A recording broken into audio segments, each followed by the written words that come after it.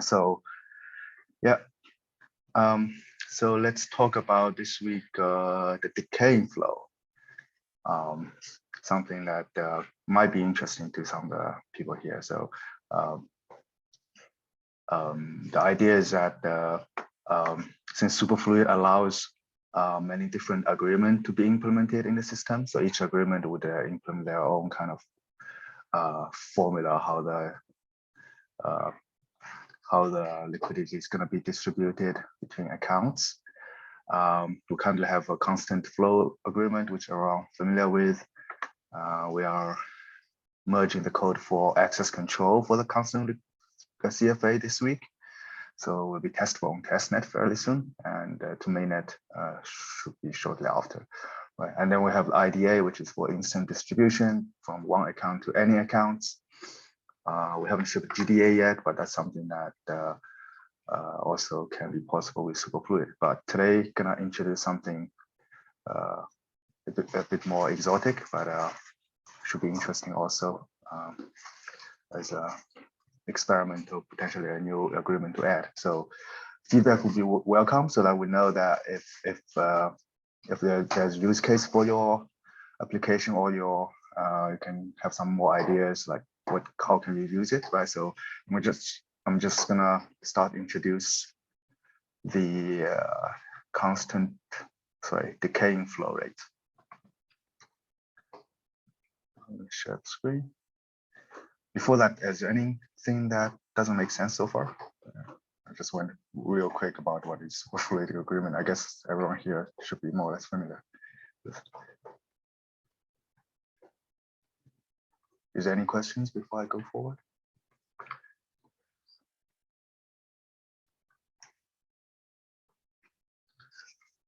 All right, let's go then.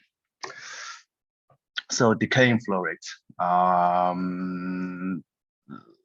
I'll share an article in the chat, so feel free to read later also. I just finished it yesterday. But there are two parameters you can play with when you are doing decaying flow rate versus constant flow rate. One is distribution limit. So let's say you want to distribute someone up to, let's say, 1,000 DAI, but you want the flow rate to decay over time. And that's the first parameter you choose is the distribution limit. The other parameter you may choose, but you can't configure arbitrary number. I'll explain in a minute. There's a half-life of the distribution. Let's say if you want to distribute 1,000, you can, let's say you want half of it, which is 1,500 to be distributed within 7 days, right? So that's the curve we can implement in Superfluid. We could implement in Superfluid fairly scalable way.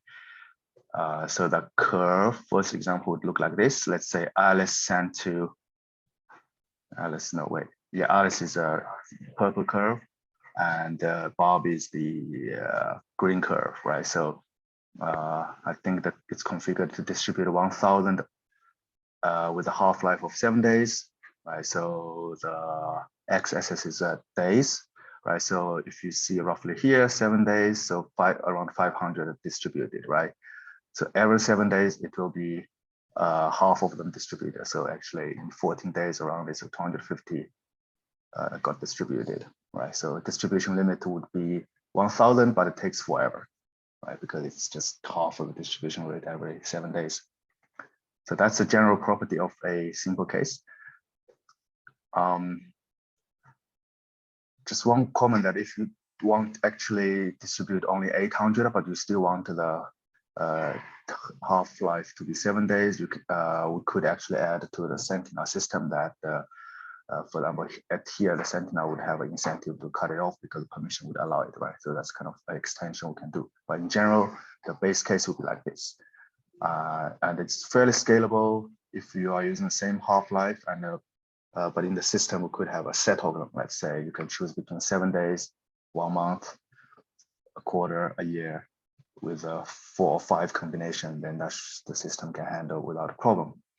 Because each time you add a new distribution, it's scalable, meaning it doesn't require more storage from account perspective. So you can actually send in 10,000 decaying flow with the same half-life, very scalable way, superfluid way and scalable, right? Superfluid way means no need upfront lock up liquidity, and also that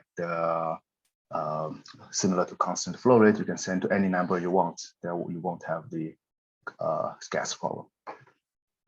So yeah, that's a general property. I guess I should pause it. Yeah, a quick question. So there are two parameters, the half-life and the distribution units. Can you open an open-ended agreement where you don't specify the distribution limit? So it's like the infinite distribution limit, where we're basically just streaming money, then it decays as long as I have enough tokens in my wallet. It is. Is that a question? Sorry, I didn't catch. Yeah, question. Is it quite? Yeah, it's a question. It is open-ended, so it will be distributing slower and slower. Eventually hit the, I guess, a precision limit of the solidity, and just nothing is moving. I mean, it's a very small number at some point. Yeah. Okay. So but you do need to specify the distribution limit. You do need to specify, yeah. So that you can, if you think the time goes to infinite, right? Positive infinite, it will just be like this. Eventually, it will look like a straight line horizontally. Okay. Yeah.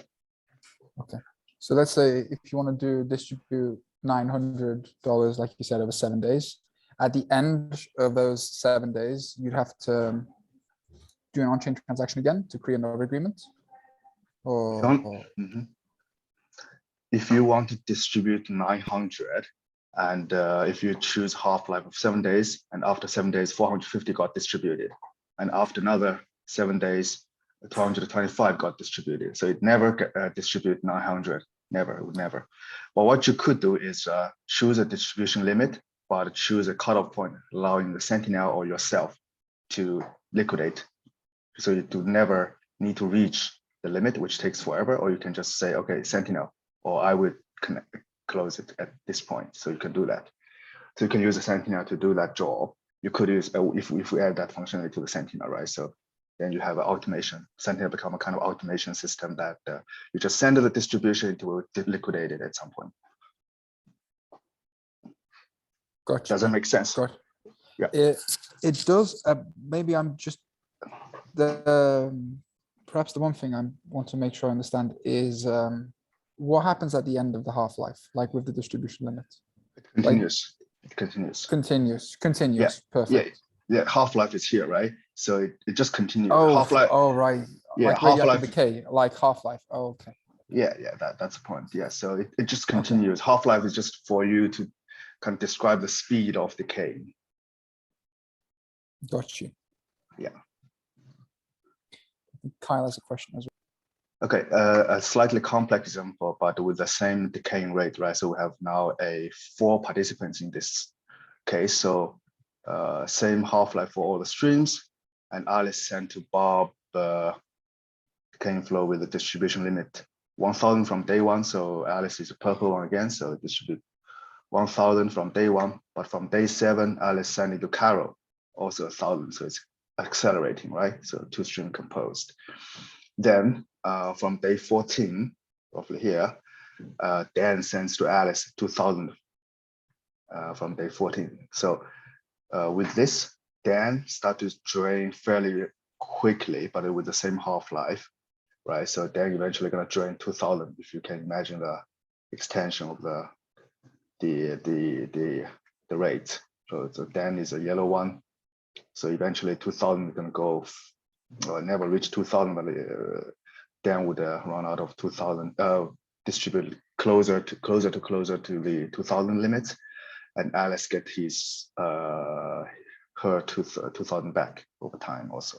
And Bob and Carol is the net recipients, right? So they receive 1,000 over time with the same half-life, 7 days. So that's a slightly more complex case, but just showing that it's composable conceptually, at least. I'll show that the formula also composable later.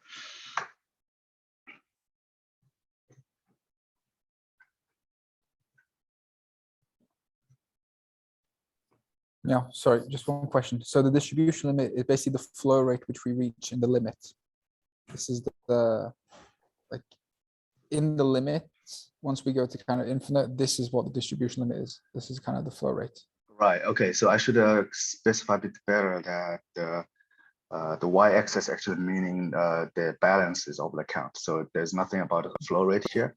The flow rate reach zero, right? If you think of the flow rate is kind of derivative of this, so the slope of this is get closer to zero. So flow rate also halves every 7 days, in a way. Yes. Yeah. I see. Yeah. So flow rate actually getting closer to zero over time.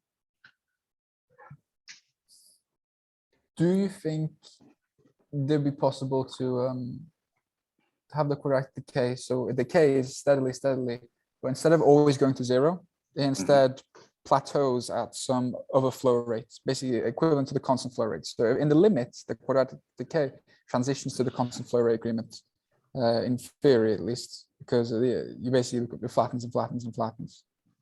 Do you see what I'm saying? Yeah, I mean, in that case, you could probably use a combination of this decaying plus a linear, right? So you compose two together. You send a linear flow, you send a decaying flow, and that's one way to more or less. Depends on what really you want, the formula. But I would say that compose this plus a linear one would more or less similar to what you are saying, because the plateaus at some point become basically linear, right? Depends on what property. Yeah. No, I see your point. How come so this specific formula where basically it's e to the minus lambda or something plus alpha epsilon? How did you? So what are some other kind of formulas you had in mind when initially prototyping this? And I guess let's talk about some of them, why they didn't work. Right. Like why is this the one? But that's one personal. So I think the suitable formula is really about if you can compose them together, right? So if you see this particular formula, this one, right? So each time you add a new flow, all you need to do is calculate a new alpha, right? So use this, you can compose. So basically each time you add a new flow or receive a new flow, I mean decaying flow, then all you need to do is have a new alpha. So from each individual account perspective, you don't need to record all the streams you have, but they all compose into one variable. And that's the property we want from the formula. And we have to have that formula. Otherwise, we cannot scale in a way that to be able to send 1,000 stream or 2,000 stream or something like that, because then you have to iterate through all of them, right? So not many formulas can do that. This is just one of the formula that's so far suitable for that purpose. With unfortunately, the caveat is that the lambda is not free to choose, right? So each lambda would have create a different term, right? So lambda determines the half-life of a distribution. So let's say in order to know what's the lambda we choose, this is half-life in terms of time. You use this to calculate back and forth. So you can say, okay, if I need 1 year to distribute half of my distribution limit, what should be the lambda choose from, right? So a superfluid, if we superfluid implement that, we could choose a set of lambda in the system, so that you can't choose arbitrarily that, you can just choose a set of them. And that would be, the system should be very scalable still. So, but with the limitation, we can only choose a set of them, the lambda. For example, I give an example, right? So with mixed half-life, right? So this is an example that Alice, again, sent to Bob a distribution with half-life 7 days, right? So this one decays fairly fast. But at the same time, Alice can send the decay flow to, I think I mistyped here. I think Alice is sending at some point to, is it also to Bob? Okay, yeah, also Bob, but with a, maybe I missed something here. But at least a Kara sends a flow back to Alice with a limit of 2,000, but half-life 30 days, right? So there's another one that decays fairly slowly. right? So this one decays fast. You can see from the diagram, and this one decays fairly slowly because Carol is sending that one back to Alice, while with a much slower slope decaying speed. So you can actually have a mix of different decaying speed, but the combination wouldn't have too much. You can only choose a set of them. Thank you for that. Now, could you quickly ask you, could you scroll back to the formula you initially showed me, right at the bottom, what kind of decompose? What is the fader in this example? So is fader, because if we can, no, that one exactly. So in this case, if we can specify fader, we can specify a plateau of the constant flow rate. Basically, like what does this fader supposed to mean? Yeah, the theta here is the distribution limit. Not limit, but the amount of, yeah, because if the time goes to infinity, all these become zero basically, right? So this becomes and then it becomes a distribution limit, which is basically, when this goes to infinity, then basically we have a constant flow agreement of we're just sending it in the distribution limit. No, really. So this no. Yeah, so this one is for the calculating the real-time balance, right? So this one is telling you what is your sorry, let me go to previous one. Yeah, this one, right? So eta here is the limit we're talking about here. So over time, your account balance provided by the DFA will be this one, will be a constant over time. Right. So when t reach to limit, what's left here is basically eta, because this one becomes zero, right? When you do the limit to the t positive limit infinite. I see. Right. Sorry, maybe silly question, but this epsilon again, what does this epsilon represent?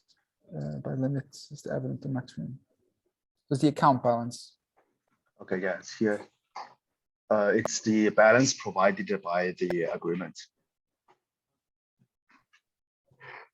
So each agreement provide a balance, right? But with a function as a function of t.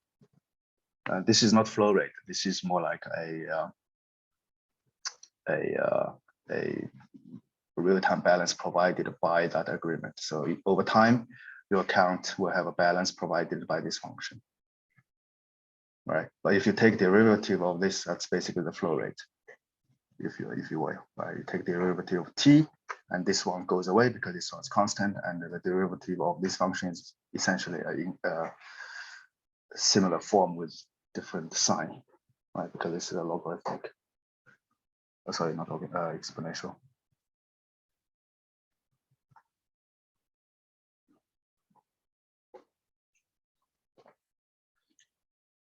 I guess the question is if this is anywhere useful or not, specifying a distribution limit, like decaying kind of flow. No. I definitely see the use in it. I guess sort of what I think. Because your concern is you want something that does plateau, right? I guess that does plateau at something, and which doesn't plateau at zero. Yeah, and I guess it could be that you send a constant flow in the beginning plus this one, right? So a combination would maybe a combination would do for you, right? So let's do this. I can even draw that diagram. Yeah, right. So let's do. Let's recreate that in this system. So you have, let's say, 100 e to the power of, okay, let me use the other one. 100 e to the power of minus t. So you're gonna receive 100 distribution limit at some point, right? And let's say there is also a flow rate of 10 over time. Or rather 0.01, maybe this one would work better.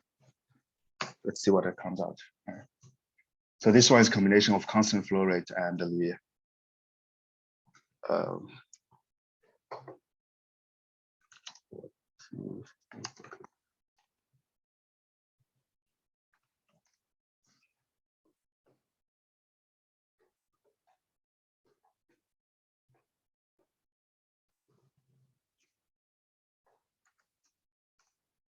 with syntax.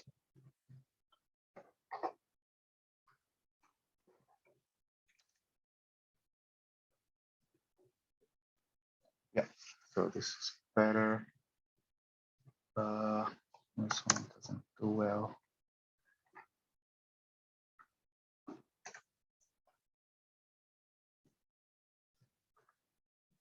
Yeah, so this would be your account balance, right? So initially it goes fast because of there's a decaying flow, but later it will plateau to a constant flow, right? So you can basically use a CFA plus its decaying flow rate to simulate this kind of curve. Gotcha. Yeah. Is that something that makes sense? Like is there something in your mind, kind of? Yeah, no, it definitely makes sense. For some reason, in my mind, when I thought about these like decaying flow rates or the quadratic decaying flow rates, I imagined like the way you have it, but I didn't imagine the distribution limits. So I imagined it would decay, and you could specify the rate which decays, but eventually will transition basically to the constant flow rates. Because and I thought it could be a superset of the CFA agreements. Maybe this is, in theory, it was very nice, but implementing something would probably very different. Yeah. Yeah, you suggest some sort of polynomial, right? So I don't know how to make it work. So I was looking at it, so couldn't make them scalable.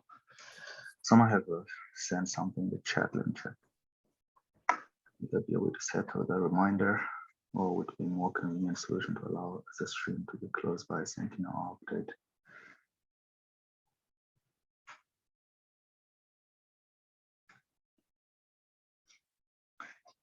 Right, settle the reminder. Yeah, that's a good point.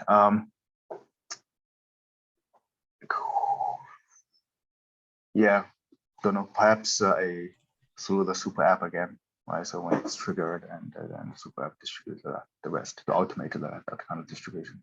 Not sure if it could be built in the agreement directly. Could be interesting. Yeah, I was thinking just try to how to hit a final value in a set period of time, given that we have only presets of lambda. I suppose you could compose it with an IDA at the end that takes sort of the inverse that's left of the curve and distributes that at a set period of time. That's all I can think of, really. Another way I suggested was that you set a distribution limit much higher than you actually want to distribute, but allow the Sentinel to close it way before that, right? So let's say you set the distribution limit to 2,000, but we actually just want to distribute 1,200. You say, okay, after 1,200, Sentinel can come and close it. Yeah, exactly. Yeah, that makes sense. That could work, and that's adding to our Sentinel profitability kind of story also, so that they have more work to do in a way, if it's economical.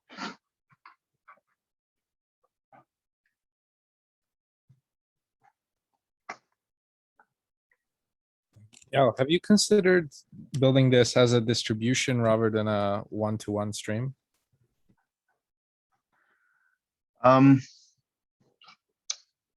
Yeah, I was thinking about it. So-called GDA, right? So far, the generalized distribution agreement is not so generalized. At least the way we think about it is that we reuse the index, right? Index is coordinating between your contribution proportions and the output you receive. Now we have the instant one. We could have then the constant flow one. But can be also arbitrary formula like this. Yeah, exactly. Yeah. You consider them like two different methods, right? And in this case, you have a one-to-one connection, which means you can do things like super apps very nicely, right? But if you have a distribution, then you don't have that property anymore. Yeah. I think that's probably makes a GDA a bit more G in that sense, right? You have a set of possible formula you allow for GDA to do. So GDA becomes just reusing the index data structure to split the distribution among the subscribers with different curves. That is approved or whitelisted, right? Constant flow is one curve. This could be another curve. Something like swap could be another curve.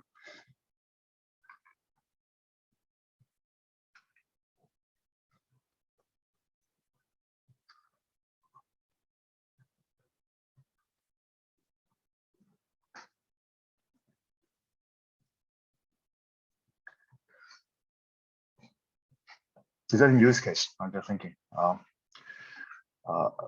Next, for example, to build this exponential calculation in Solidity can be a bit complicated, but it's doable. Right? There are a couple of library or the know-how you can take from other like C library or something you can use, but definitely it's a bit more involved calculation. But it's still possible in Solidity. But I guess the question is it useful? Useful, can you think of something funky to do in terms of DeFi? Will give us more signal if we should do it or not.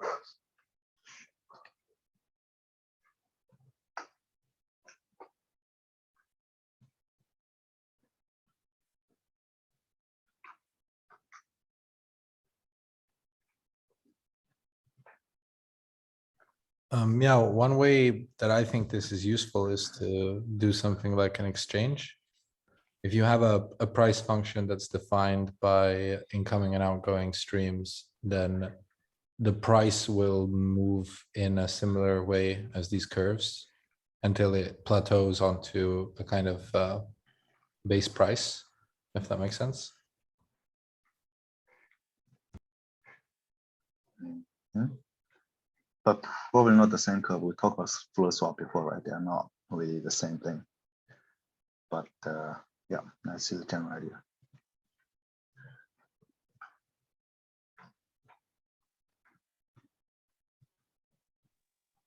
Just a comment. Maybe it's better for the intuition if we don't talk about the overall amount to be distributed, but the amount distributed at the half-life. And if you think about that and then stretch the half-life accordingly, because otherwise it feels like, okay, it's falling to zero pretty fast and then it's basically at zero. But if you focus on the amount distributed at half-life and stretch that half-life out enough, then actually the curve can become pretty flat. So that combined with a way to close earlier.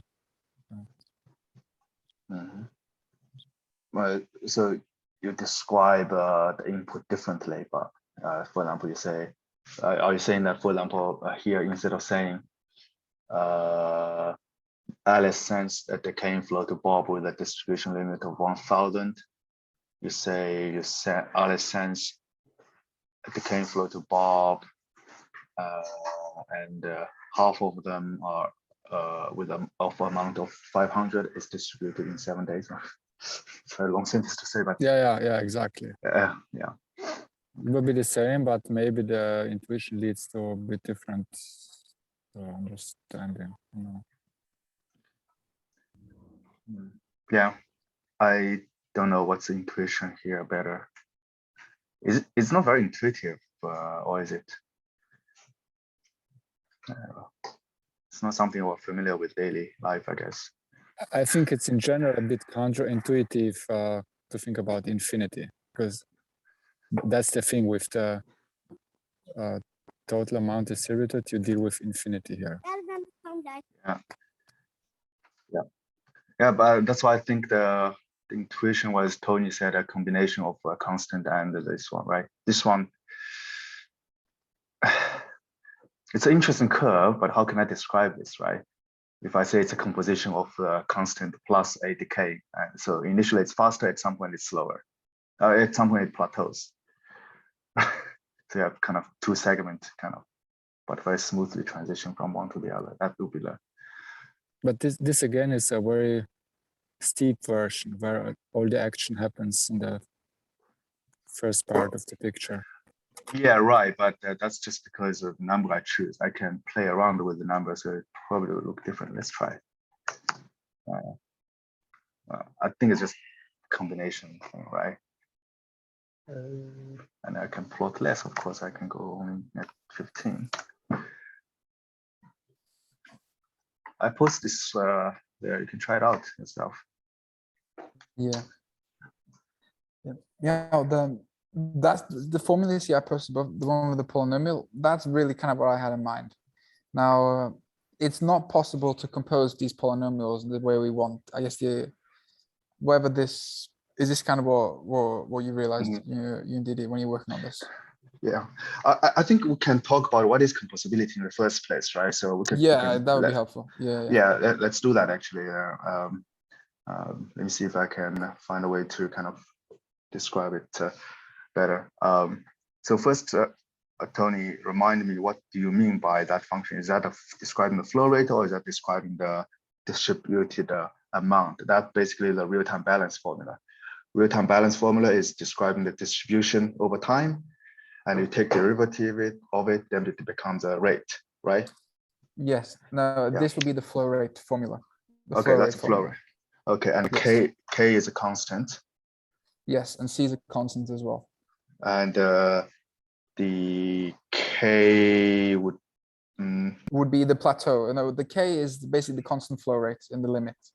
Yeah. Or like not in the limit, but if you set you over constant to 0. Yeah. I got it. So so let's choose a K of 100 just for the sake of easier for me to do something here. So let's say the problem with that is the T has to have offset from somewhere, right? So let's just say plot this one, but with the T starting from, cannot be starting from 0, otherwise it'll be infinite flow rate, right? So let's say starting from 1,000, but not starting from 10. No, starting from 10 would make more sense. So initially it would have, let's say, a bit contrived example, but let's try 10,000. All right, let's see what it comes out. So that should be a reciprocal curve, right? Yes, exactly. Sorry, so that should be T from 10 to 100. There you go. So that's your flow rate you are targeting for. Let's stretch it out. Yeah.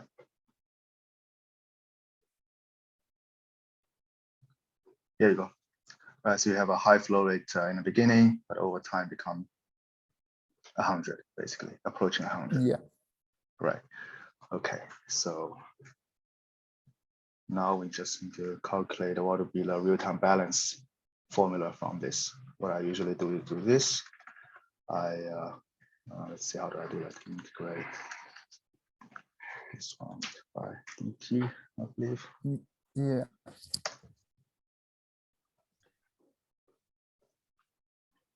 Right, so that would be because we need to define the real-time balance function, because that's how you calculate real-time balance for each account, right? So yeah, flow rate is not enough. Yeah, exactly. So that would be this one, right? So you have a reciprocal, then it becomes this one, right? So then we have to basically find a way to compose them. So that's the solution we try to find, kind of do step by step to see if we can find a way to kind of with a few variable that you can compose thousands of strings. So that's kind of mental step to find the solution. And I don't know if I want to do this live because I don't know if I can solve this problem here, because if you see the code I shared here, it's a tool I really recommend you to learn if you want to solve this kind of problem, is to use a Sage Math. So all the actual solutions use the symbolic calculator to solve, right? So do it on paper would be painful. So if I would do it, I can't do it live for sure with a limited time, but yeah. So so I guess if we want to compose this. So all right. So first, if we have this function here, so if we were to evaluate this just for one agreement and find the real-time balance of, we would evaluate it at two limits. So like at T0 and at T1. So the time now and then the time where the agreement started. Yeah, and in case this curve, you can't start with T0 because T0 is infinite flow rate. So you actually started was somewhere here, right? Yeah. Well, the Right, block so timestamp at that point. Yeah, so you have an initial starting time and so actually it would be like TS would be most likely the settled time, and the T is from block timestamp, right? So when you settle it, Yeah. it's actually it can't be zero, it become infinite again. Yeah, it's possible, but just need to do it correctly. So you can imagine that your actually initial flow rate probably starting from here, so it's going to be higher than 100, but over time become 100 flow rate. Yeah. Right. You do an integral, then it becomes a real-time balance function, and so each time you add a new flow, you need to kind of combine them together. For addition, the addition is the operator we need to combine. Yes, for the addition, exactly. So each time you add a flow, you would have to settle this function and make sure that you don't need to have an additional variable for each new flow you created or you received. If you can solve that problem, then it becomes scalable. Because Yes, that's how it works in Superfluid. Otherwise, we can't support millions of stream, right? exactly. Because we need a net flow rate. We add all flow rates together. In net flow rate, or in case of decaying flow, a really unintuitive lambda and alpha, this kind of thing. It's not even flow rate. It's just some sort of weird stuff, but they have to be recorded, right? All right. Look. All right. So for some reason, I'm blanking on how to add logarithms, but I know you can evaluate logarithms quite efficiently. There are sort of algorithms for graphics processing. I had a look at this yesterday. I was messaging Didi something where you can find the log of a value if we assume base 2 using just a bit shifting technique. There was something about Ethereum stack exchange. But is that so? When we talk about scalable, would it be scalable if, let's say, we have to evaluate a logarithm for each agreement? Or no? When I say scalable, I meant here more of a storage scalable, so that we don't need to iterate through. But when we talk about computation complexity, that's a different thing that I think from the library solidity perspective, calculation exponential and the logarithmic probably similar complexity. I've seen a couple of efforts actually doing that, like in Solidity.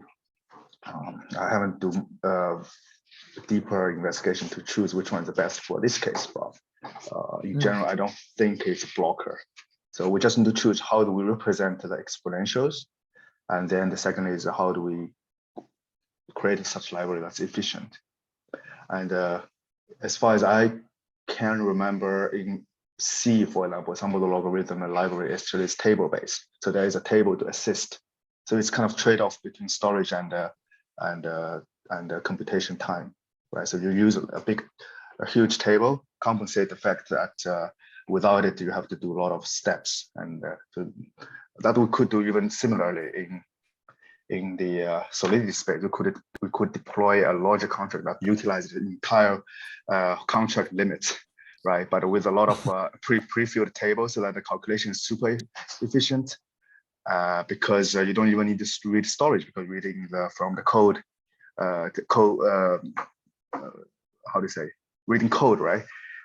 Yes. Not reading from storage. Reading code is so cheap that you can ignore the cost, right? If you have a big table and have a logic contract, just do the calculation. That can be also an option. But I don't think anyone did that yet. And I don't know if the delegate core cost would compensate the fact that it is cheap because of using all the full storage space. I don't know.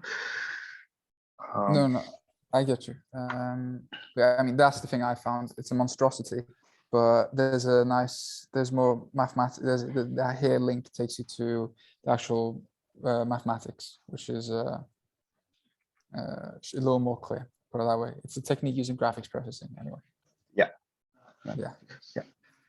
But all right, anyways, thanks for this, Miao. I guess just one thing. So this agreement in my mind is fundamentally not scalable. Let's do exercise.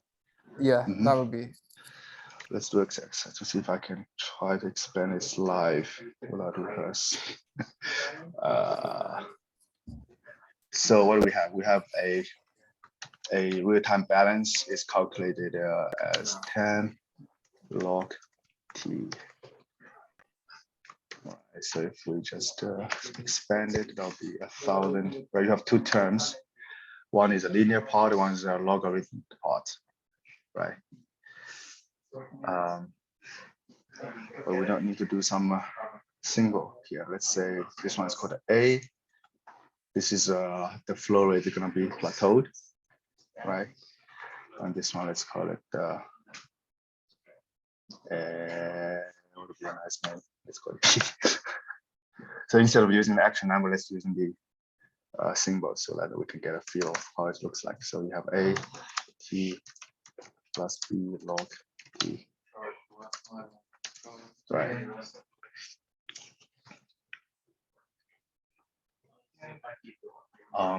So that's a flow A.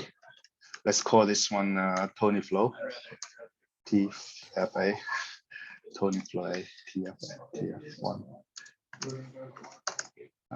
TF2 would be, let's say you want a different, I guess you want to do a different alpha, right? A1. Perhaps. Slightly different constants. Yeah, Different. yeah. A2. A2. 2. Right, so somehow we need to plus the TF1 and TF2 such that we can come up with a formula that they are quite similar.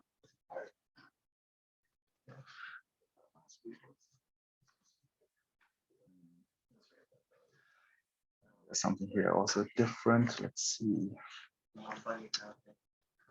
T minus, let's say TF1 started from T1. So let's say we can say Alice sends a Tony flow at time T1, right? With a flow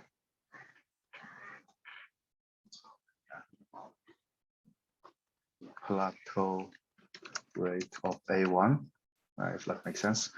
Yeah. And if I remember correctly from school, I think we can just add these logarithms as long as we assume the same base, which I think we can safely assume by just multiplying the t times t. So like, yeah, the difficulty is with two. Let's see if we can solve this because the t we're dealing with different t here, right? So because here you sends to Bob. Let's see, all these are from Alice's perspective. Yeah, sends to Carol at time T2, A2 and a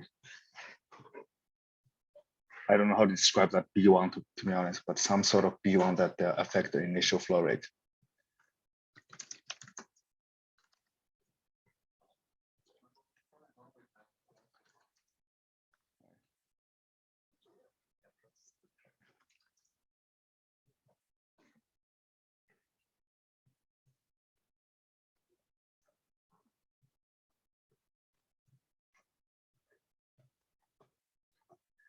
So first step. That's the second step.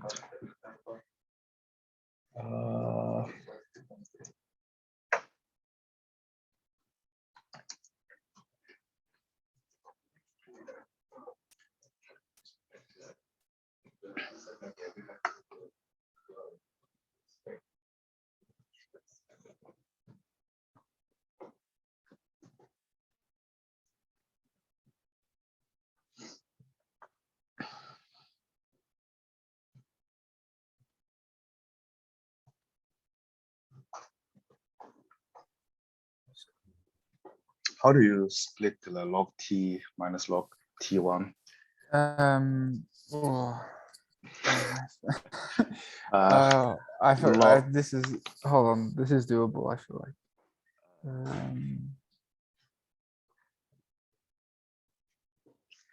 So you can That's the add basic logarithms. divide, right? I think that's it. If I'm not mistaken, let's use advanced calculator again. No, do we really need to separate them like that? In that case, can't we just take Yeah. a log? Can't we just set? I don't think we need to separate them because like you can add logarithms. So if you have, as long as they're the same base, and then that's multiplying the terms, and you can divide logarithms by subtracting. But if we already have things log t minus ti, isn't this in the fine compact enough state? But here's T2. That's the thing. We have to kind Oh, of t2. yeah. So basically it has to be some sort of T. You need to unify it to T2. So we need to find the A and B and perhaps even a constant here.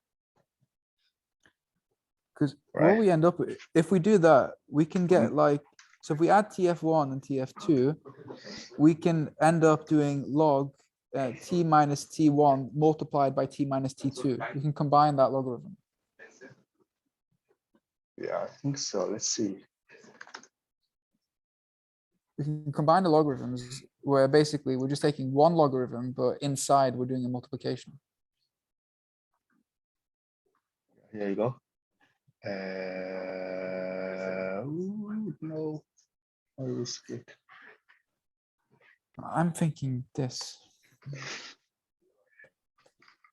I have mental block at the moment.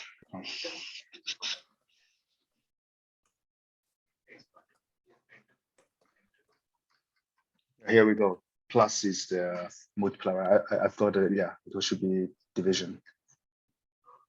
Is it not? No, plus is the multiplication and minus is the division. But so I think I just posted the identities in the chat. Here you go. Yeah. So let's say if we can come to basically A1 multiplied T. The constant part would be A1 multiplied by T1. And then the other part would be B1 multiplied by log T. And that's where the unfortunate part, it's okay actually. So because then become log T1, right?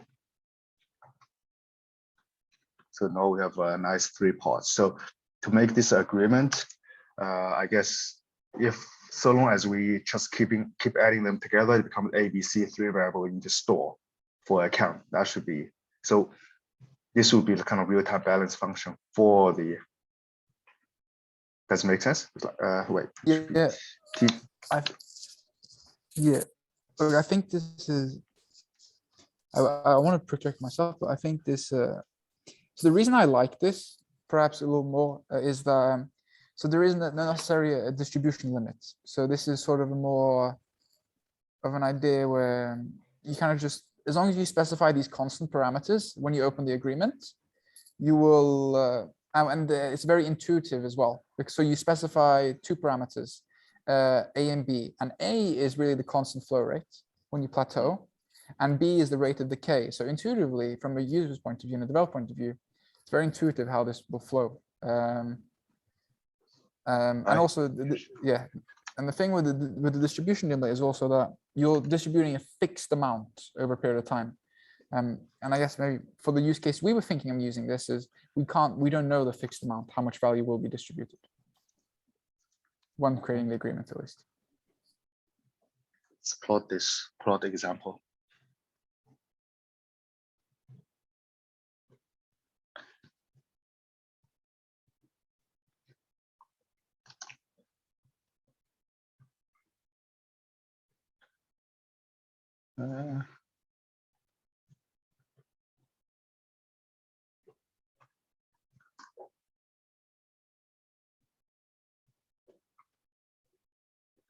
Yeah, I can't make it curvy enough. Because we need to be larger than A. I should make it slightly more curvy. Nope, even slower. So this one plateaus at 1, but initially has much higher flow rate, right? Yes. Why it didn't happen? Why? Because log t.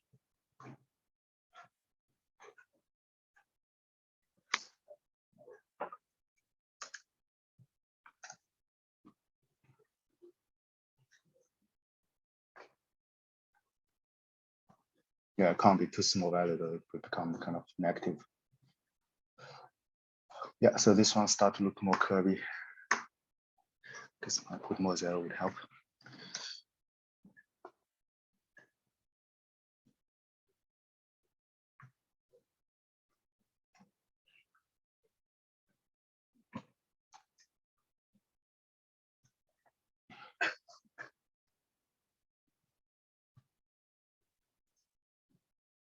No, really.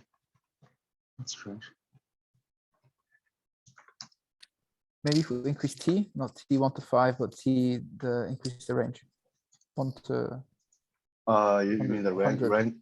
Yeah, I think it would get, like 1 to 1,000 or something. yeah, I think it actually gets plateau fairly quickly. So it doesn't, should be 0.5 to, I guess just the way I play with the number here is a bit bad. Perhaps we need to even add some other. So here you put the log, what was it we did with integrate? This one, right? So I guess there should be another parameter here for you to play with the curve, some sort of dilator for the time.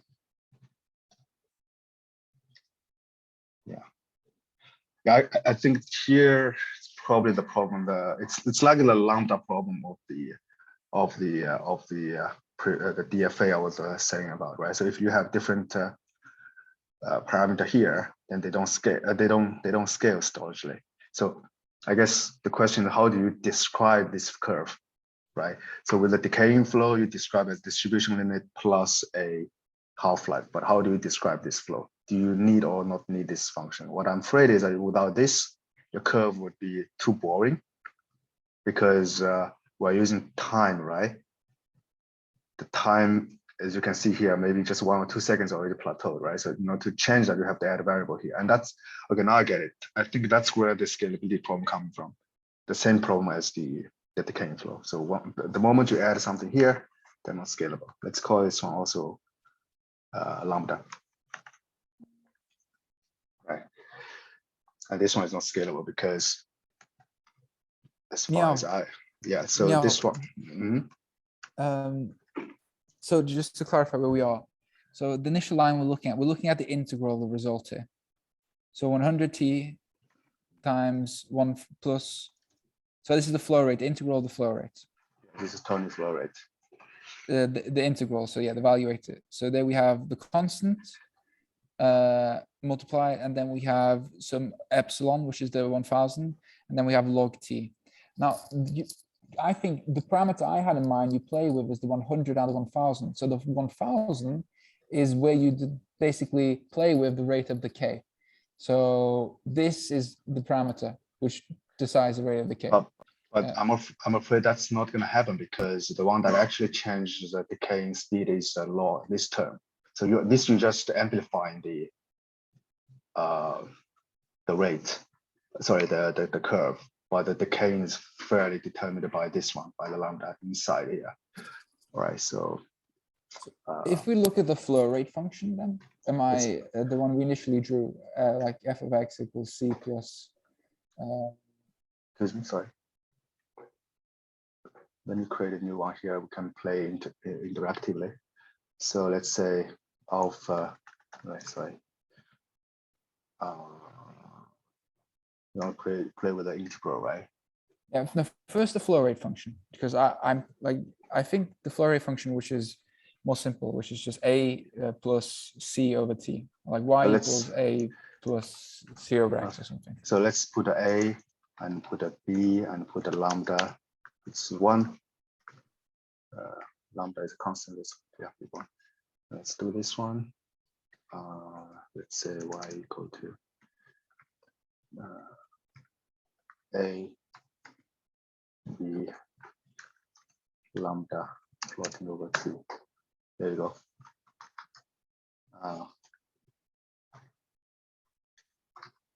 So I have to adjust the y-axis, I guess.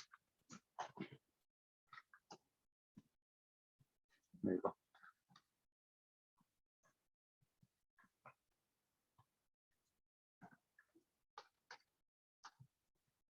That's better. Right. So you are saying that by changing the B, you are hoping that you can manipulate the flow rate changes, right? Yeah, I mean, just going from the initial. So if we don't look at the integrated form, so the integral is a real-time balance function, but if we just look at the flow rate function, I guess, if anything, sorry, it's just why can we not translate the flow rate function to the integral? And like in the flow rate function, very much clearly, if we mess with the B, we increase the rate of decay and slow it. But this is the real-time balance. If we just draw the antiderivative of this integral, which is f is equal to a plus b over t. Are you typing anything there? Yeah, I just typed the chat. Yeah. So no way, that's actually the flow rate, right? This is sorry. So this is how the flow rate function is working. But Yeah. I think what we're drawing right now is a real-time balance of function. Oh, I'm sorry. Yeah, my bad. Jumping ahead of myself. Okay. So this is clear, yeah. And so here the B messes with the rate of decay, and A is the plateau. Right. Well, that's a flow rate, right? So It's a flow rate, but then yes, the flow rate. we do need to talk about the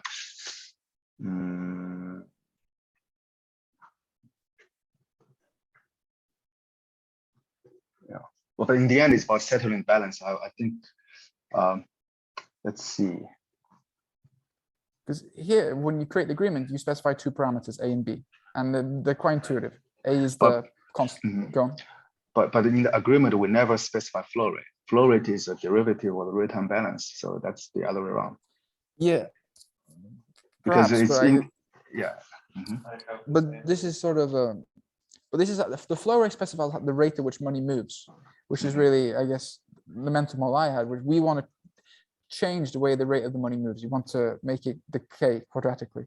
And now the way the real-time balance works is we take the integral of that and we evaluate that at block timestamp initiate and then block timestamp now. Yeah. And then go on. Sorry, go ahead. Yeah, and largely, and so I think we were getting there, but yeah, so we take the integral, so this is the integral, and then we need to be able to add these integrals together. Yeah, we had that before. Let's just do that in the interactive one to see if we can get something meaningful. AT B log T, right? Yeah, thank you for this, man. AT B log T, right? Okay, let's turn off the flow rate. So it has to start from somewhere here because we don't start with the real-time balance from negative. So we kind of settled from time 1. And let's see if we play with, so L is not in play yet, but I would suspect that we need L at some point, but let's make a case first. So let's play with a B, so okay. As you can see, how do you describe this thing, right? So you have initial, let's say you can play with these two variables. Let me save this and you can play it also. Let's go ahead. Decaying flow. If you don't mind.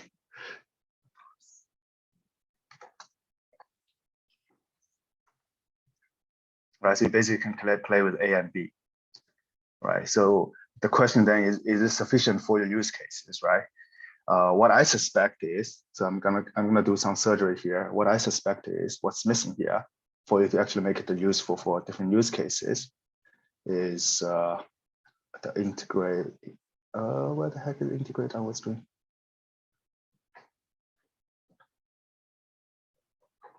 Sorry, integrate T to the power of lambda. So I suspect that L is missing for it become more versatile or useful actually. This is not very helpful because it's not correct. It is actually. Okay. Maybe I can do it reverse. What I suspected is that here has a L to actually dilate with time, and we can then reverse to calculate what is F here, which we do is the dt derivative of this one, right? Yeah, do you think it's not useful because it's not decaying at it, or like real-time balance is not increasing at a quadratic enough rate or fast enough rate? You can't change the rate because you're quite limited to how the log t function, because log t, right, without L, log t changes really, really fast. You can't change the way it changes the decaying speed, because the only way you can change it is not through bigger B or something, bigger B or smaller B. You only change the amplitude per se, if that makes sense, right? So the only way you can change the rate is by adding something here. That's what I suspect, but I don't know. This is my intuition. Yeah. Yeah, so I don't know if actually this is sufficient for you. That'd be good, but I suspect not. That's my case, because my ended up without L. What happens is that it just decays, it just plateaus fairly quick. You can't adjust it. It just plateaus, right? Because if you just plot this one individually, you will notice that after, let's say, 1 or 2 units of time, it becomes 0 essentially. So whatever you add here, I mean, unless it's a super big number, I guess. Yeah, would that change a lot? Let's say if we want we're talking about seconds here, right? So we're talking about time. So time is that's also a thing. Yeah, so let's say you put like this, right? So it would be a humongous number.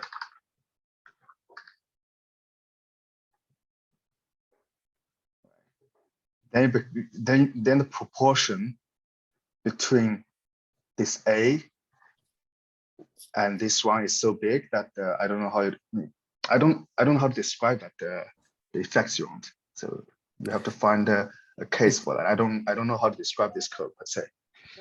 It seems to me that it's less about the actual formula than about the intuition.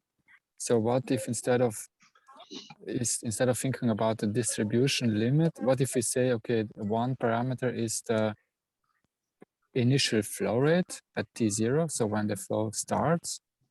The second parameter is the half-life at which the half of the maximum flow rate is reached.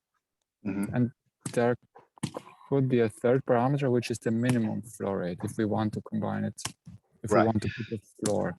Yeah, so we can basically design from a different direction, which is first defining intuition, from intuition perspective, what kind of effect we want to have. Then we find if we can find a solution, right? So far we come from the opposite direction, which is, okay, I find a decaying curve, which is common everywhere. Let's try if it makes sense. Then we intuitively describe how it behaves. But with this curve, I'm not super sure how to describe it yet. What's the effect of it?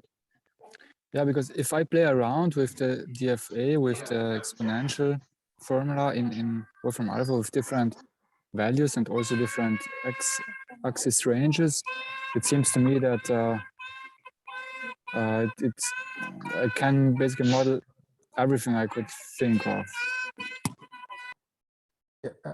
You shared something in the chat, didn't you, Didi? Like you shared a plot. Yeah. Just changing the range for the x-axis already gives you a very different shape. So is the flow rate function we're describing here still? This one is actually a real-time balance function, I believe. Real-time balance function. Yeah. Looks like so. Yeah. For the exponential function, because the real-time balance function and the flow rate function is the same, because derivative of exponential is the same as more or less the same, right? So they don't change the shape, only change the sign. But constant flow rate, if you take the derivative, will become constant, right? By definition. So yeah, this one's looks to me the real-time balance for sure. So your real-time balance goes down. Well, wouldn't this one be the flow rate now?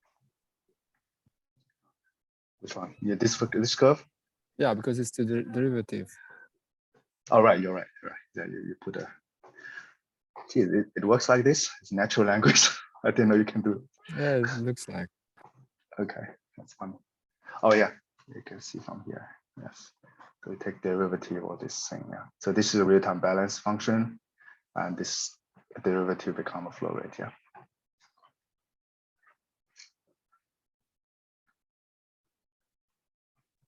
Tony, does this look more like a curve you have in mind?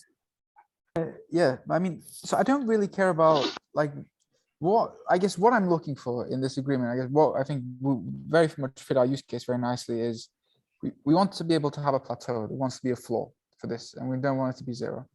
And also, if possible, we don't want to have a distribution limit. So it's not like we're distributing this amount over basically, yeah, or as long as it's the case. We want to have it keep distributing and then just plateau and then keep going forever at the plateau. Yeah, I mean, that's why. Yeah, Go ahead. that's what this one would doing. So here the floor would be at 1, and it would require a combination with a constant flow agreement. So this would be a combination of TFA and CFA. But since both, yes, at least that's my understanding. I think to settle this, we need to understand. I mean, for this curve, how to describe an intuitive property of this curve, right? So my intuitive thinking is that you need L here, but without L, how do we describe this, right? So what kind of rate, what kind of distribution flow rate is it? Or from recipient perspective, you have A. What is A? How do you describe it intuitively? And what is B? A is the floor. A is the floor. The floor. Yes, and B is some decaying factor, the rate of decay. So the larger B is the rate, like the faster the flow rate falls, and the faster the real-time balance should rise. So, but what about the rate of change? How to describe that? The rate of change is the antiderivative of that. So that would be go back to the simple polynomial form. Okay. And you're right. So okay, let's see this diagram. Let's go back to this one, right? Yeah. Okay. I hope it has auto zoom feature. Where should I zoom now?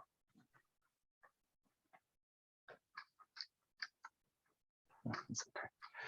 So, okay. Yeah. So here you can very clearly see when you play with A and B, like where the sort of intuition comes from. And if we're with a fairly small number,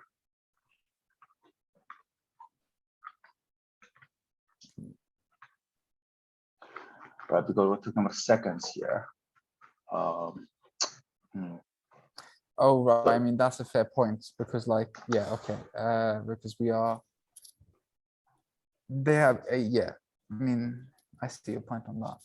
Yeah, because actually in the actual one with the T minus the TS, right? So the starting time. So you need to start with offset, right? But let's say TS is no, wait, how can I describe this? If we just use T, we never start with 0 because infinite. We have to start with from somewhere. So we do offset. So that's basically conceptually for that flow, it's a settled time, right? The starting time, let's call it. Let's call it TS. Usually I call it, yeah, let's just call it TS. Let's say we start from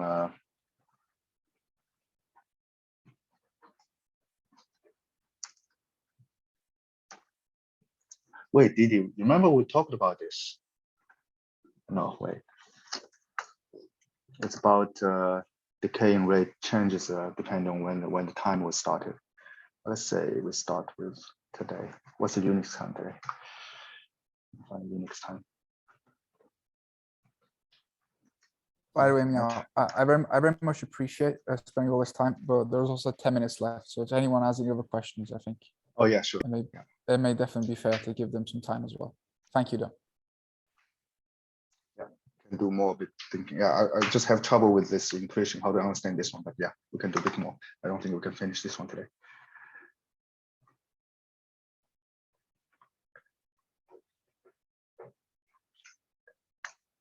Anyone have some thoughts?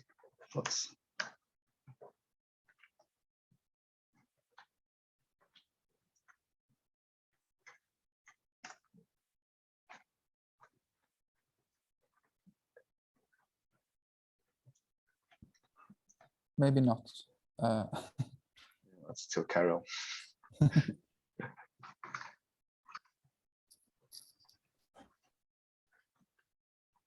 Well, yeah, I see the problem with these parameters being small, though. It's because like we're largely on a time second basis here. So they have to be really large, A and B. And it might affect your flexibility of how to, might affect, can A even be meaningful here, right? That's my kind of fear of this kind of thing. So I guess what's, so if A is 100, that's like they were saying A is 100. That's basically the 100. That's the constant flow rate. That's A. Because if you set the other stuff to 0, you end up with a flow rate of 8, which should be the constant flow rate param. So maybe it's fine that these numbers is flow. Because remember in the CFA when we specify constant flow rates are very small. Usually. yeah. I think the point is that it depends on when you start your stream, the rate of change also changes over time, right? So let's say the rate of change is defined by derivative.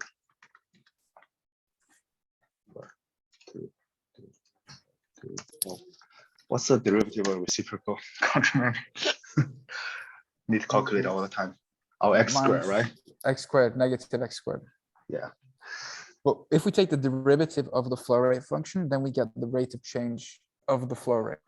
Yeah, and the one of the problem intuitively, actually, I had this problem before with even the other one, but it shouldn't be a problem. Is depends on when you start the stream, the rate of change. It also depends on the when your stream started, the timestamp values, which is counterintuitive. So let's say you start with this toning flow today, you do a decay slower, then you start the flow in 1 year, right? Because the derivative of that reciprocal is the rate of change. But maybe with B, it's okay. I don't know. I'm just having trouble to understand intuitively how to frame this one. But there might be opportunity for us to think a bit more about it. Yeah. But I hope I introduced a bunch of tools that you might be.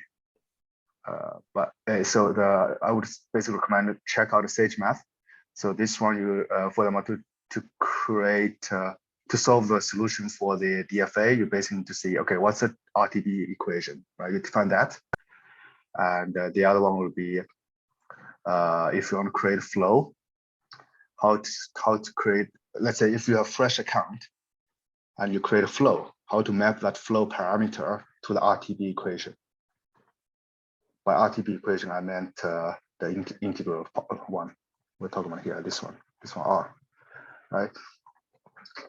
And the third one would be how to combine two flow together. Can you combine two flow become a same type of formula, but with different parameters? So if you can solve this, I would recommend to just look at Sage, because then you can save a lot of yourself the trouble to calculate by hand or use this website, because this doesn't necessarily solve all the problem. It's natural language, and some of the things you can't really solve here. So this one a bit more powerful if you want to do it in the code.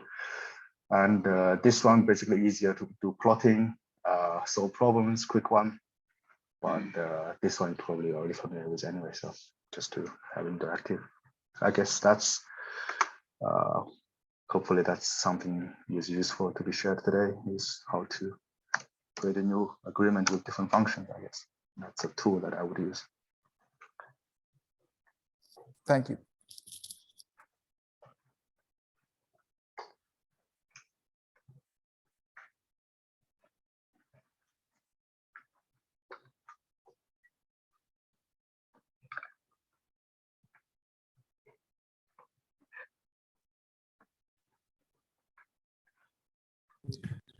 Meow, as for integrating a constant component, do you think would make sense to integrate that in a DFA or just combine? I think combines better way. Yeah. Mm. Unix approach, right? So we start composing agreements into one. Yeah. I'm biased, but I do like that composing exponential with a constant seems flexible to describe different scenario.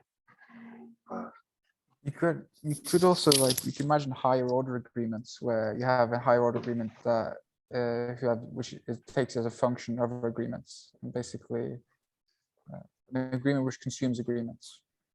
I don't know. Yeah. Isn't that GDA is kind of right? GDA is like Yeah, I find that intriguing, that idea to do it with composition instead of additional agreement.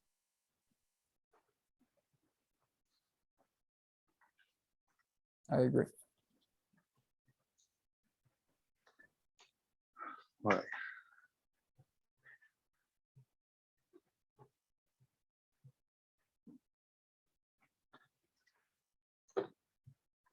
So what do we discuss next week? Hopefully not this one. What's interesting? I have actually something more also interesting to share at some point, but maybe different setting for swap. Could be fun. Yeah. Yeah, something which I'm a little interested in. I think I mentioned this to Didi is a constant transfer agreement or like a discrete unit transfer agreement. I think you briefly mentioned this last time that you thought about this as well. But that's an agreement we would find incredibly useful. But yeah. You mean like take a modular and the balance is like not zigzagging, but staircase instead of exactly instead of just yeah. like a discrete unit transfer, like the atomic discrete unit transfer, which happens on chain and still has all the benefits of the superfluid kind of agreement framework. Yeah, I guess truncation and division and truncation would do the trick most likely, as long as you're not very strict about when the step should happen and scalable. Yeah. What would be the no, go on. What would be the length of the step though? What's in your mind? Yeah. So this is the thing. We probably need some predefined half-lives, like in this case, where like it could be day, week, month, quarter, or year. Like there needs to be some predefined steps here. And also one question which I'm not sure about how to answer is solvency.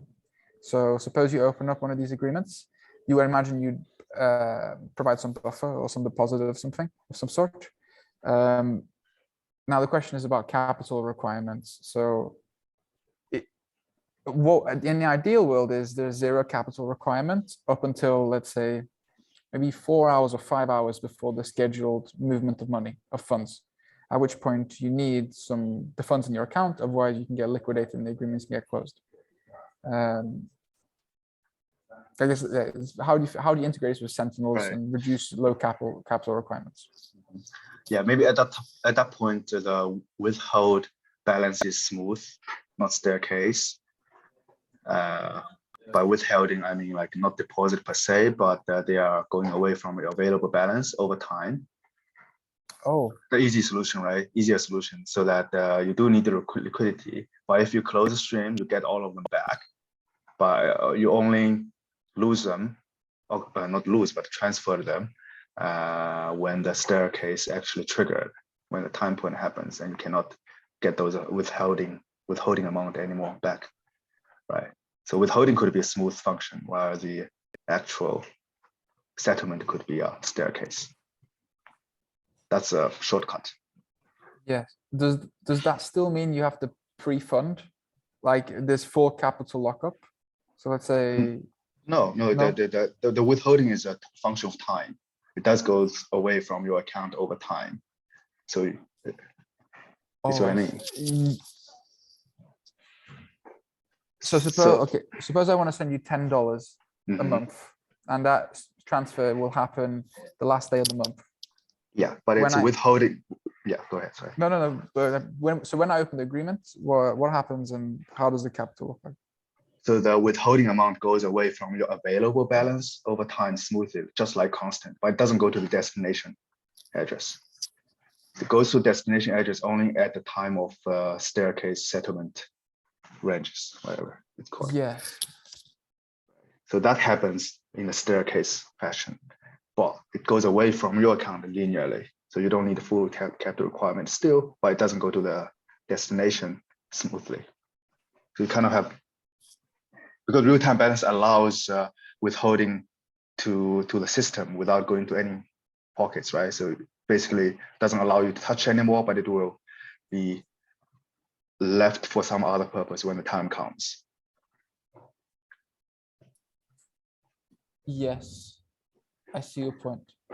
I think so. In that example where it's $10 a month, so it's $10 at the end of the month. So when I open the agreement, I would lose basically. I would have to have $10 in my account, or You would Can I- almost see that it's like CFA from your account perspective, available balance. Your available balance goes down linearly, yes, but your recipient balance doesn't go up until end of the month, if that's the range you choose, right? And if you stop it before the end of the month, they don't receive anything, if that's what you want. You get everything back. So your $10 goes down smoothly over time during the month, but the recipient don't see it until the and period, until the yeah. end of the month. Oh yeah, you kind okay, I of see you your can't you kind of decouple the sender and receiver side of the. That's also doable in this current system. If you want to. I completely see what you're saying here. Yes. That way, don't have solvency problem. It's just that the balance goes to a pocket that no one can touch. Oh, that's really interesting. I haven't thought about that. Thank you for that. I'll definitely think about that.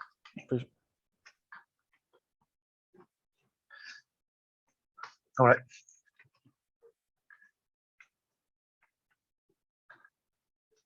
That's it. Hope that was fun. Let's find something else to discuss next time. Thank you, Mia. Thanks, Didi. All right. Thanks, everyone. Bye, guys. Bye-bye. Bye-bye. Bye. Take care.